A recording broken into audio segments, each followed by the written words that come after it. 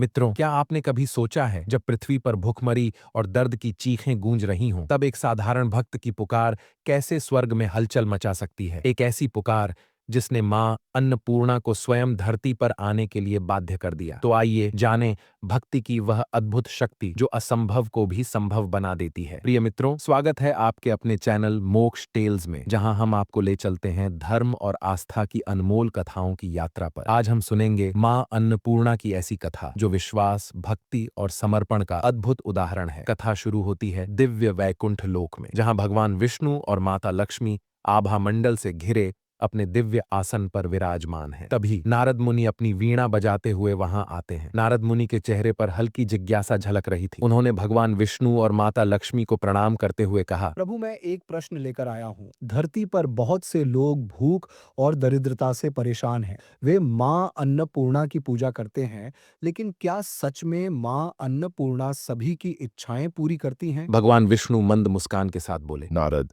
यह प्रश्न केवल तुम्हारा नहीं बल्कि उन असंख्य भक्तों का है जो भक्ति के मार्ग पर चलने की चाह रखते हैं। मैं तुम्हें एक कथा सुनाता हूँ जो तुम्हारे इस प्रश्न का उत्तर देगी। यह कथा काशी के एक निर्धन ब्राह्मण धनंजय और उसकी पत्नी सुलक्षणा की है। फिर भगवान विष्णु ने कथा की शुरुआत करते हुए कहा, काशी नगरी में एक निर्धन ब्राह्मण रहता था जिसका नाम था धनंजय था, और उसकी पत्नी सुलक्षणा धर्मपरायण और पतिव्रता थी। परंतु उनके जीवन में गरीबी ने हर सुख पर जैसे ताले लगा दिए थे। धनंजय और सुलक्षणा का संघर्ष न केवल भोजन की कमी से था, बल्कि आत्मसम्मान और आशा की डोर भी टूटने लगी थी। सुलक्षणा, जो अपने पति के हर दुख को अपना समझती थी, एक दिन अत्यंत व्याकुल होकर बोली, स्वामी, यह जीवन कब तक ऐसे ही चलेगा? आप कुछ उपाय कीजिए। इस निर्धनता ने हमारा सारा सुख छीन लिया है। सुलक्षणा के इन शब्दों ने धनंजय के हृदय में एक चिंगारी जला दी। उसने ठान लिया कि अब वह कुछ करेगा, लेकिन क्या? उसका मन भक्ति की ओर मुड़ गया। उसी दिन उसने यह निर्णय लिया कि वह काशी के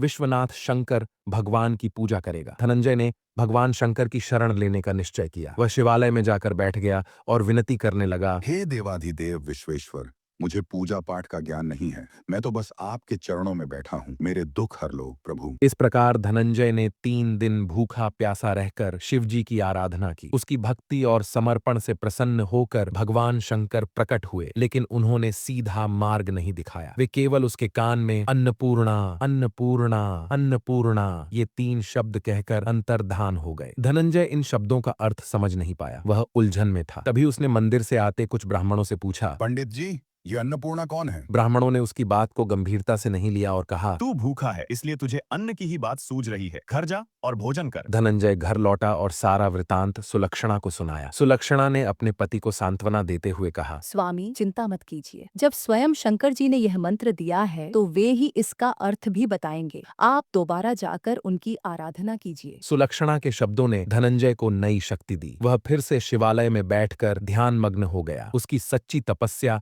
और विश्वास से प्रसन्न होकर भगवान शंकर ने स्वप्न में उसे दर्शन दिए और कहा, पुत्र, अब पूर्व दिशा की ओर प्रस्थान करो। तुम्हें माँ अन्नपूर्णा की कृपा अवश्य प्राप्त होगी। धनंजय मां अन्नपूर्णा के नाम का जाप करते हुए जंगलों और पहाड़ों में कठिन यात्रा पर निकल पड़ा। रास्ते में वह केवल झरनों का पानी पीता और जंगलों से मिले फल खाता। यह यात्रा न केवल शारीरिक परीक्षा थी, बल्कि उसकी भक्ति और विश्वास की गहराई भी थी। एक दिन चलते चलते धनंजय एक अद्भुत स्थान पर पहुंचा। वहां चांदी सी चमकती वन की शोभा थी। बीच में एक सुंदर सरोवर था, जिसके किनारे कई अप्सराएं झुंड बनाकर बैठी थीं। वे सब मिलकर एक कथा सुन रही थीं और बार बार मां अन्नपूर्णा का उच्चारण कर रही थीं। धनंजय को यह सुनकर लगा कि उसकी खोज अब पूरी होने वाली है। वह उनके पास जाकर विनम्रता से बोला, हे देवियों, आप लोग यह क्या कर रही हैं? अप्सराओं ने उत्तर दिया, हम माँ अन्नपूर्णा का व्रत कर रही हैं। ये व्रत अनंत शक्तियों का स्रोत है और हर भक्त की मनोकामना पूरी करता है। धनंजय ने जिज्ञासा से पूछा, यह व्रत कैसे किया जाता है?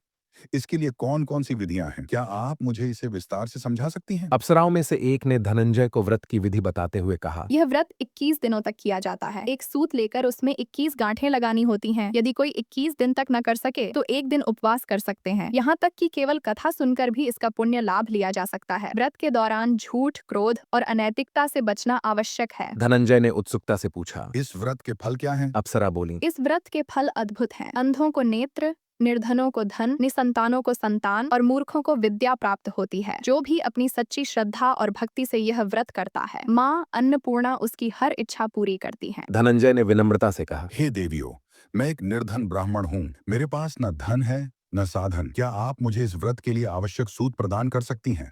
अप्सराओं ने मुस्कुराते हुए कहा, तुम्हारा कल्याण हो धनंजय, हम तुम्हें यह व्रत का मंगलसूत्र प्रदान करते हैं। इसे लेकर माँ अन्नपूर्णा का व्रत करो, तुम्हारी हर समस्या का समाधान अवश्य होगा। धनंजय ने श्रद्धा और समर्पण के साथ व्रत शुरू किया। 21 दिनों तक उसने कठिनाई के बावजूद सभी नियमों का पालन किया। व्रत की समाप्ति के दिन उसने देखा कि सरोवर के भीतर से एक स्वर्ण सीढ़ी प्रकट हो रही थी। वह जय अन्नपूर्णा का उद्घोष करता हुआ सीढ़ियों से ऊपर पहुंचा। जब वह ऊपर पहुंचा तो उसने देखा कि करोड़ों सूर्यों के प्रकाश से चमकता हुआ मां अन्नपूर्णा का भव्य मंदिर उसके सामने था। मंदिर के भीतर सुवर्ण सिंहासन पर मां अन्नपूर्णा विराजमान थीं। उनके पास भगवान शंकर भिक्षा पात्र लिए खड़े थे। देवांगनाएं छंवर डुला रही थीं और चारों ओर दिव्य प्रकाश फैला हुआ था। धनंजय दौड़कर मां अन्नपूर्णा के चरणों में गिर गया और प्रार्थना करते हुए बोला, हे माँ, आप तो अंतर्यामी हैं। मैं अपनी दशा क्या बताऊं? मेरी हर समस्या आपके सामने है। मां अन्नपूर्णा ने मुस्कुराते हुए कहा, पुत्र, तुम्हारी तपस्या ने मुझे प्रसन्न किया है।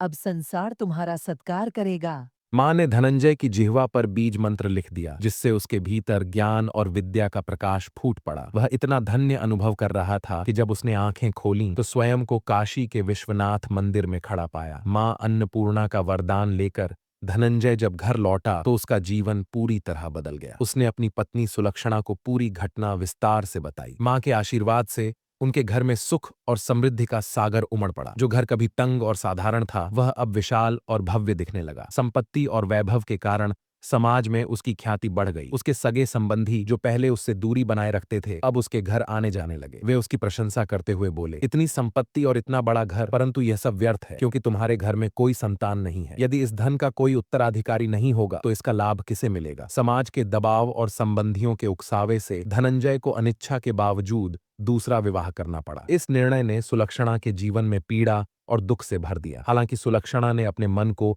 मां अन्नपूर्णा के व्रत और भक्ति से शांत रखा। समय बीतता गया और अघन मास का पुनः आगमन हुआ। सुलक्षणा ने धनंजय को संदेश भिजवाया, ये व्रत ही हमारी समृद्धि का कारण है, इसे कभी मत छोड़ो। माँ अन्नपूर्णा की कृपा से ही हमारा जीवन इतना सुखी हुआ है। धनंजय ने सुलक्षणा की बात मानी और उसके घर जाकर व्रत करने बैठ गया। लेकिन उसकी नई पत्नी को इस व्रत के बारे में कुछ पता नहीं था। जब उसे धनंजय के वहां जाने की जानकारी मिली तो उसके मन में जलन और ईर्ष्या का ज्वर फूट पड़ा। नई पत्नी क्रोध में सुलक्षणा के घर पहुंची और वहां अशांति मचा दी। वह धनंजय को जबरदस्ती अपने साथ ले गई। धनंजय ने व्रत अधूरा छोड़ दिया। अपने घर लौटने के बाद थके हुए धनंजय को थोड़ी देर के लिए नींद आ गई। इसी दौरान नई पत्नी ने उसकी व्रत का सूत जलते हुए दीपक में डाल दिया। सूत के जलते ही मां अन्नपूर्णा का क्रोध प्रकट हुआ। अचानक धनंजय के घर में भयानक आग लग गई। जो संपत्ति और वैभव मां के आशीर्वाद से मिला था, वह पल भर में जलकर राख हो गया। धनंजय ने अपनी आंखों के सामने सब कुछ नष्ट होते देखा। सुलक्षणा को जब यह बात पता चली तो उसने धनंजय को अपने घर वापस बुला लिया। अपनी गलतियों और मोहमाया में फंसे निर्णयों के कारण धनंजय को गहरा पश्चाताप हुआ। उधर नई पत्नी ने क्रोध में आकर अपने पिता के घर लौट जाने का निर्णय लिया। धनंजय जब सब कुछ खो चुका था तो उसकी पत्नी सुलक्षणा ने अपने दृढ़ विश्वास और श्रद्धा से उसे सहारा दिया। वह बोली, नाथ घबराइए मत, माता अन्नपूर्णा की कृपा अपार है। पुत्र भले ही कुपुत्र हो जाए, लेकिन माता कभी कुमाता नहीं होती। आप पुनः श्रद्धा और भक्ति से माता की आराधना आरंभ करें, वे अवश्य हमारी रक्षा करेंगी। सुलक्षणा की इन शब्दों ने धनंजय के मन में नई ऊर्जा भर दी। वह फिर से माता अन्नपूर्णा की शरण में जाने का संकल्प लेकर उसी सरोवर के पास पहुंचा। सरोवर की सीढ़ियां फिर प्रकट हुईं और वह माता अन्नपूर्णा का नाम लेकर ऊपर चढ़ गया। धनंजय ने सरोवर के भीतर माता अन्नपूर्णा के चरणों में जाकर विलाप करना शुरू किया। उसकी आंखों से आंसुओं का सैलाब बह रहा था। उसकी प्रार्थना और भक्ति देखकर माता प्रसन्न हुई। उन्होंने कहा, हे धनंजय,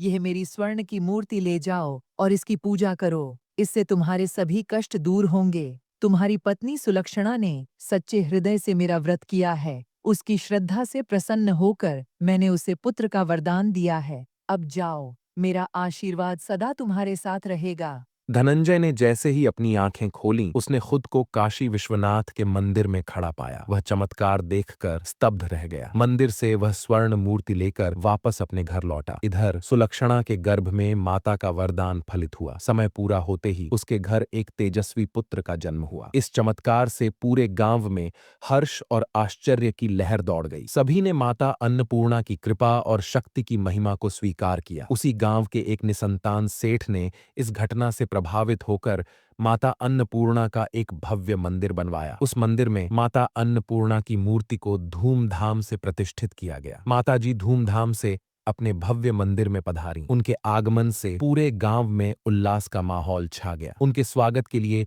विशेष तैयारी की गई थी और सभी भक्त श्रद्धा से मंदिर में एकत्रित हुए। इसके बाद माताजी के आदेश से मंदिर में एक बड़ा यज्ञ भी आयोजित किया गया, जिसमें पूरे गांव ने बढ़ चढ़कर भाग लिया। यज्ञ के दौरान वातावरण भक्ति रस में डूबा हुआ था और लोग माता की कृपा के लिए आशीर्वाद प्राप्त करने के लिए प्रसन्न चित्त होकर पूजा अर्चना कर रहे थे। माता अन्नपूर्णा ने यज्ञ के बाद धनंजय को अपने मंदिर का आचार्य नियुक्त किया। धनंजय को मंदिर के आचार्य का पद देने के बाद माताजी ने उसे पूरी जिम्मेदारी सौंपते हुए आशीर्वाद दिया। इसके साथ ही माता ने धनंजय और उसके परिवार को जीविका के लिए मंदिर से नियमित दक्षिणा प्रदान की। मंदिर की आय से उसकी आर्थिक स्थिति मजबूत हो गई। साथ ही माताजी ने धनंजय को रहने के लिए एक सुंदर और विशाल भवन भी दिया, जिसमें उसका परिवार सुख शांति से रह सके। माता अन्नपूर्णा के भक्तों के चढ़ावे से मंदिर की समृद्धि बढ़ने लगी। उधर धनंजय की नई पत्नी के पिता के घर पर डाका पड़ा और उनकी सारी संपत्ति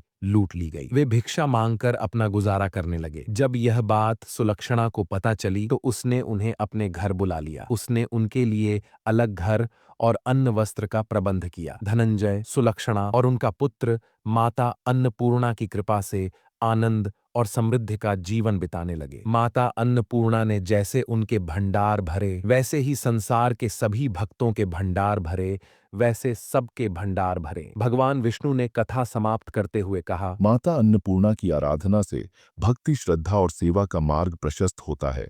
ये कथा यही सिखाती है कि माता कभी अपने भक्तों को निराश नहीं करती। नारद मुनि ने भगवान विष्णु के चरणों में नमन किया और कहा, हे भगवान, आपकी यह कथा सुनकर मेरी आत्मा को शांति मिली है। मैं इस दिव्य ज्ञान को सब जगह फैलाऊंगा। फिर उन्होंने भगवान विष्णु से विदा ली और वैकुंठ से प्रस्थान किया, यह संकल्प लेकर कि वे इस कथा को संसार तक पहुंचाएंगे। इस प्रकार मित्रों, यह कथा हमें यह सिखाती है कि जब हम कठिनाइयों का सामना करते हैं और सही मार्ग पर चलते हैं तो देवी और भगवान की कृपा से हमारी सभी समस्याएं हल हो जाती हैं। धनंजय की कथा में हमें यह भी सीखने को मिलता है कि श्रद्धा और भक्ति के साथ किए गए व्रत और तप से जीवन में सुख, समृद्धि और संतोष मिलता है। यह कथा हमें यह भी सिखाती है कि भक्ति में सच्चाई और विश्वास होना चाहिए। धनंजय और सुलक्षणा की तरह यदि हम भगवान पर विश्वास रखते हुए सच्चे मन से भक्ति करते हैं तो हमारी सभी मनोकामनाएं पूरी होती हैं और हम सुखी रहते हैं। मित्रों, आशा करते हैं कि आपको हमारी सुनाई गई